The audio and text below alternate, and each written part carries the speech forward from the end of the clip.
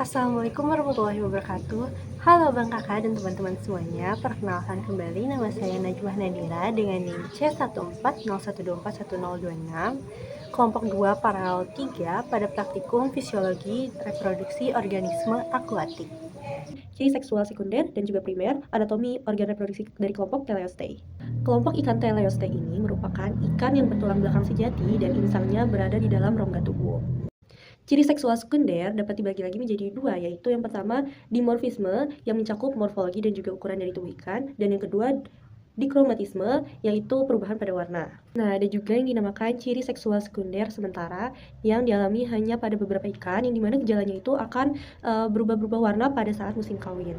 Ciri dari seksual primer adalah dengan ditandainya adanya hubungan langsung antara suatu organ dengan organ reproduksi, yaitu yang dimana pada betina yang bernama ovarium dan juga pada jantan yang bernama testis. Apabila ingin mengetahui apakah ikan tersebut berjenis kelamin betina ataupun jantan, dapat diketahui dengan dua cara, primer ataupun sekunder. Apabila ingin mengetahuinya dari ciri sekunder, yaitu hanya perlu dilihat dari ukuran dan bentuk dari morfologi ikan, apakah besar, apakah kecil, dan juga bagaimana warnanya. Dan apabila ingin melihat dari ciri primernya, cukup memendai ikan tersebut dan mencari bentuk gonadnya, apakah ia memiliki ovarium ataupun testis. Prosedur untuk memendah ikan untuk mengetahui jenis kelamin dari ikan tersebut dan alat reproduksinya adalah dengan menggunting bagian pada belakang operkulum menuju ke tengah bagian tubuh dari ikan, tepat sejajar dengan sirip anal, lalu gunting ke bawah atau sayat sampai tepat di belakang gonad. Setelah itu, sayat bagian perut hingga terbuka dan keluarkan organ dalam dari ikan dengan hati-hati agar gelembung renang dan juga empedunya tidak pecah. Nah, dari situ akan terlihat apakah jenis kelamin dari ikan tersebut apakah memiliki testis ataupun ovarium. Hasil yang kelompok kami dapatkan dari memendah ikan lele, ikan mas, dan juga ikan nila didapatkan bahwa ikan lele dan juga ikan mas berjenis kelamin jantan dengan terindikasinya alat kelamin testis dan juga warna dari ikan yang lebih gelap. Lalu juga pada ikan nila terindikasi bahwa ikan tersebut berjenis kelamin betina dengan ditandai dengan memilikinya gonad dan telur dari dalam tubuh ikan. Ciri seksual sekunder dan juga primer, anatomi serta sistem reproduksi dari hewan invertebrata yaitu kepiting bakau, lobster air tawar, dan juga udang bindu. Nah, hewan invertebrata itu merupakan hewan yang tidak bertulang belakang dan sistem kekebalan tubuhnya sangat penting karena dapat mendeteksi virus, parasit, dan juga penyakit lainnya yang mencoba masuk ke dalam tubuh dari organisme tersebut. Pada video kali ini dan video yang akan saya tampilkan setelah ini, yaitu membahas mengenai ciri-ciri reproduksi dari udang, kepiting, dan juga lobster air tawar, yang dimana nama dari alat reproduksi udang yaitu ovarium telicium dan juga petasma bagi jantan. Nah, lalu untuk lobster air tawar itu alat reproduksi jantannya bernama gonopod dan betinanya bernama ovarium, serta untuk kepiting bakau itu sama seperti lobster yaitu jantannya gonopod dan juga betinanya ovarium. Di video selanjutnya itu mengenai apa saja yang telah kami lakukan selama proses praktikum hari ini, yang dimana menjelaskan tentang tata letak alat reproduksi, lalu juga ciri sekunder dan primer dari masing-masing hewan invertebrata yang kami teliti.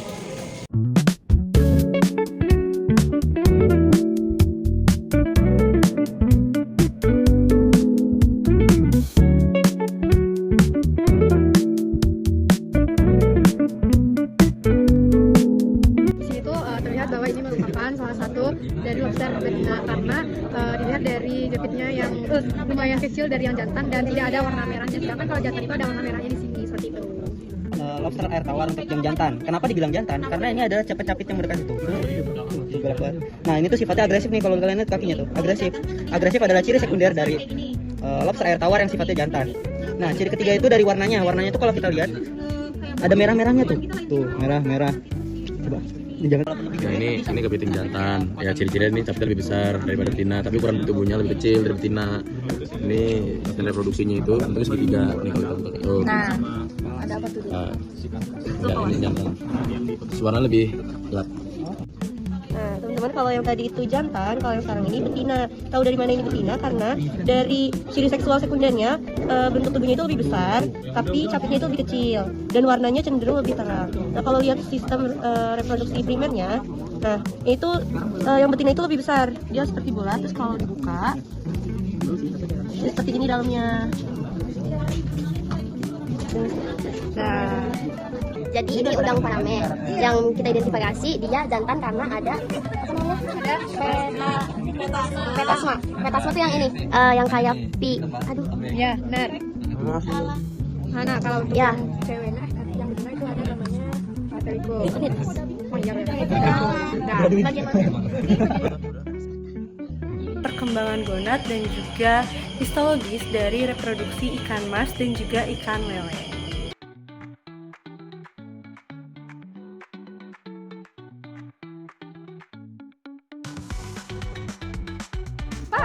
yang satu itu apa? Ini betina. Jantan juga apa? Yang berapa? Gede. Terus Kayak gitu enggak? Dua. dua. Ini betina. Betina. Ini betina. Ya. Yang berapa? 4.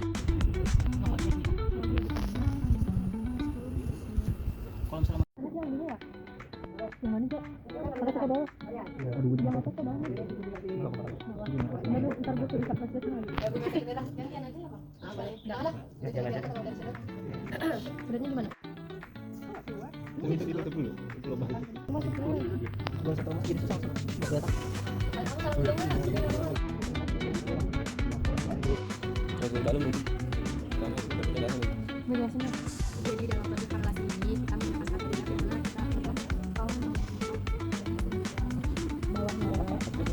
kita bagian sini, terus kita riset dan sampai menemukan hasil seperti ini.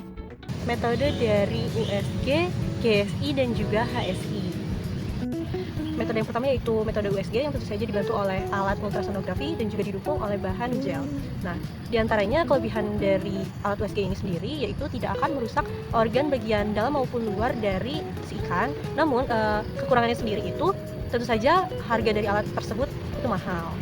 Metode yang kedua yaitu metode GSI atau Gonadosomatic Index, yang dimana untuk mengukur perbandingan dari bobot organ gonad dan juga bobot dari ikan. Nah, cara menghitungnya itu yaitu bobot dari gonad dibagi dengan bobot dari ikan dan dikali 100%.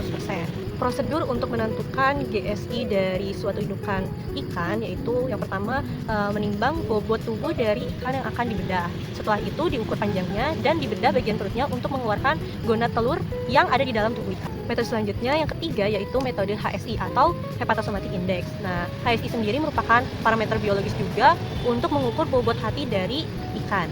Yang diambil sekarang adalah hati dari ikan. Nah, yang kemudian ditimbang bobotnya dan diukur panjangnya, lalu kemudian dihitung HSI-nya berdasarkan bobot hati dibagi bobot tubuh dari ikan dan dikali 100%. Apabila gonad sedang melakukan pembuahan atau sedang berisi telur, maka energi dan protein dan lain sebagainya yang tersimpan di hati itu akan terserap dan digunakan oleh gonad. Dan apabila gonad sudah mengeluarkan semua isi telurnya, maka secara perlahan bobot dari hati ini sendiri pasti akan bertambah juga. Yang ini ada dua, pakai pinset ini.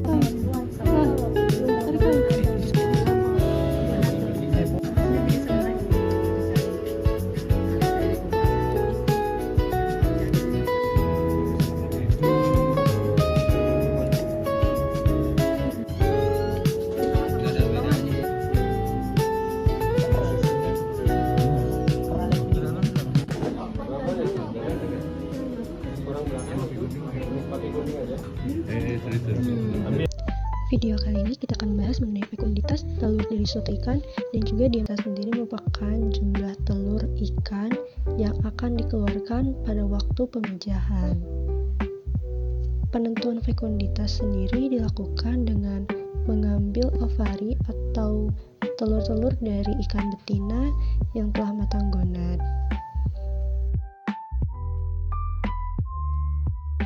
Di samping itu, diameter telur sendiri berarti adalah garis tengah atau ukuran panjang dari suatu telur yang akan diukur dengan menggunakan alat mikrometer.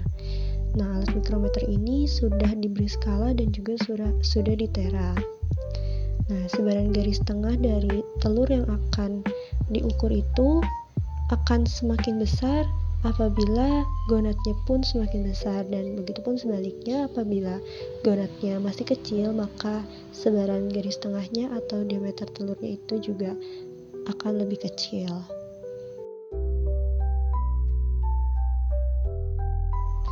Perhitungan fekunditas dan juga diameter telur ikan kali ini menggunakan metode gravimetri, yaitu perhitungan antara bobot total dari gonad dan juga dibagi bobot gonad sampel sebanyak 1 gram masing-masing dari 3 bagian gonad ikan, yaitu bagian posterior, median, dan juga anterior.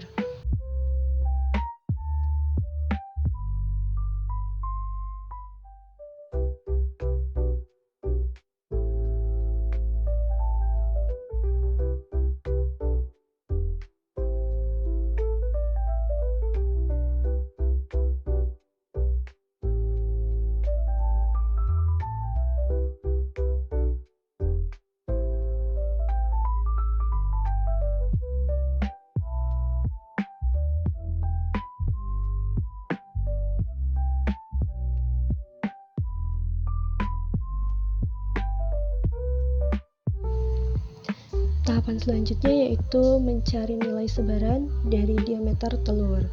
Caranya yaitu mengambil 30 butir sampel telur dari 3 tempat yang sudah disebutkan tadi, yaitu posterior, median, dan juga anterior. Nah, simpan di kaca preparat sampel tersebut, lalu amati di bawah mikroskop. Setelah itu, ukur diameternya dan juga catat datanya, lalu dimasukkan ke rumus di dalam spreadsheet untuk dilihat data persebarannya.